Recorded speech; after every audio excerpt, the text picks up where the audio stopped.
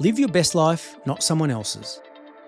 After finishing school, I worked as a session rapper for some famous international pop stars and came so close to being signed to record labels on several occasions. But by the age of 22, I'd begun looking for a real job. This goal was expedited when my girlfriend fell pregnant. At the time, I thought that I'd better get a stable job and be a responsible father, despite my gut telling me that this was not the life I was destined to live. I felt that trying to make it work was the right thing to do, but given the way things turned out, and in particular how she turned out, it was a lesson learnt and one that I would never make again. My mistake was that I put someone else's needs before my own. Sure, it's a noble thing to do, but in reality, if I wasn't going to look after myself, then who was? While I'm not suggesting you should be self-centred, you need to take care of number one. Society wants us to conform to the way of life that it says is best for us.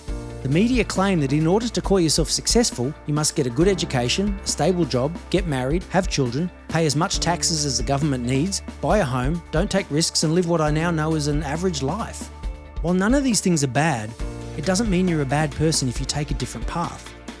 For example, in the finance section of my book, The No BS Approach to Create the Life You Want, I explain that you would be far wealthier if you put the same amount of money into other investments rather than a mortgage over 30 years. Sure, house prices may have doubled in the last 30 years, but so is the amount you end up paying when you calculate interest. Again, this isn't the best option for everyone, but in my opinion, it's a far better investment than the alternative. When it comes to getting married and starting a family, if this is what you want, then great. But as it turns out for me, I am far happier having never been married.